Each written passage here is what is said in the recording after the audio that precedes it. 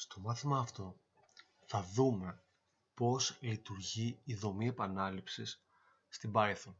Θα ξεκινήσουμε με την δομή επανάληψης για for.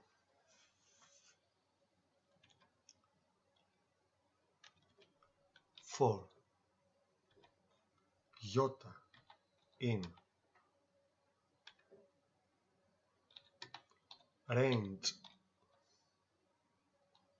για παράδειγμα 5, δηλαδή το ι να παίρνει τιμή από 1 μέχρι 5, 2 τελείες και γράφουμε print Python.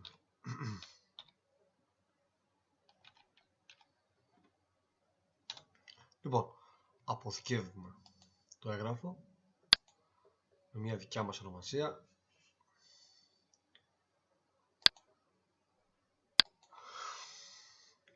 Lesson 3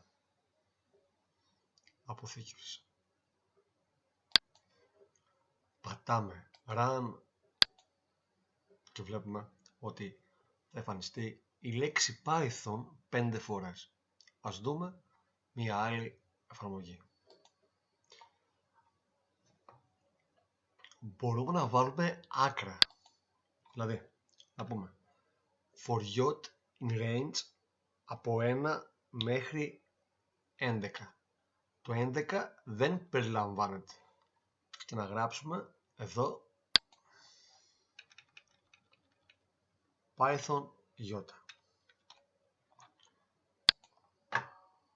File, save στο ίδιο αρχείο, run. Βλέπετε, από το 1 μέχρι και το 10. Άλλη εφαρμογή της for. Θα πούμε for yacht in range από 10 μέχρι 0.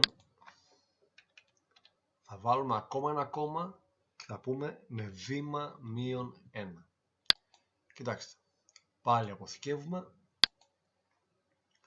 πατάμε run και έχουμε μια αντίστροφη μέτρηση από το 10 μέχρι το 1. Τώρα, ας δούμε μια άλλη δομή επανάληψης. Τη δομή επανάληψης while.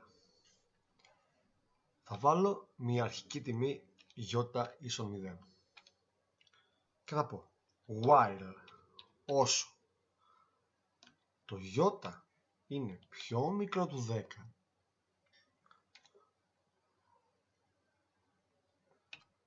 απαραίτητα αυτό εδώ, print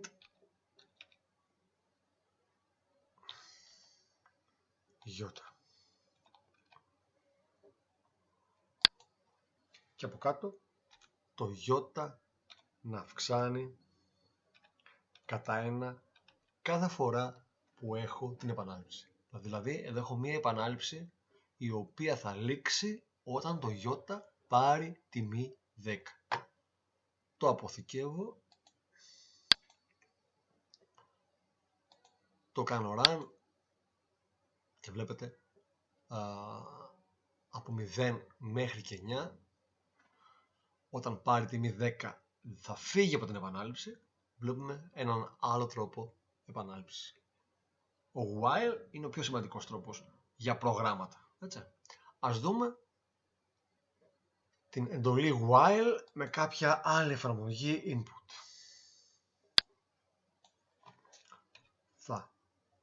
Θα χρησιμοποιήσω μία μεταβλητή Q και θα πω ότι είναι no.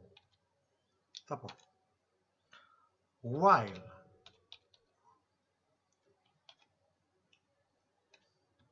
το Q ίσον με δηλαδή όσο η μεταβλητή Q ίσον με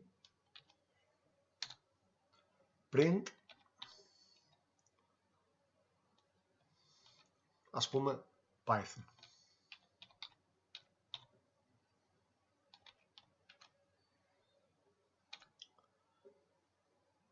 και θα χρησιμοποιήσω την εντολή input που είχαμε δει στα προηγούμενα μαθήματα. Στο Q θα εισάγουμε το αποτέλεσμα της ερώτησης, ας πούμε, do you want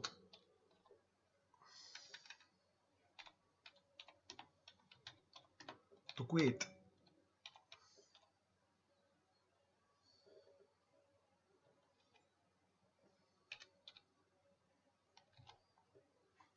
Φυσικά δεν ξεχνάμε και εδώ να βάλουμε αυτό. Ωραία. Δηλαδή, τι έχουμε κάνει. Q ίσον νη. Όσο το Q είναι νη, θα εμφανίζεται η λέξη Python και ταυτόχρονα μία ερώτηση. Do you want to quit? Αν απαντήσεις no, νη, θα συνεχίσει η επανάληψη. Αν δώσεις οποιαδήποτε άλλη απάντηση, θα σταματήσει η επανάληψη. Να δούμε αν λειτουργεί. Save, run, Python. Do you want to quit? No. Do you want to quit? No. Αν βάλω οποιαδήποτε άλλη απάντηση, θα κάνει quit. Κάπου εδώ τελειώνει το τρίτο μάθημα και στα επόμενα μαθήματα θα ασχοληθούμε με κάτι πιο σημαντικό, με έτοιμες βιβλιοθήκες και πιο πολύπλοκες εντολές.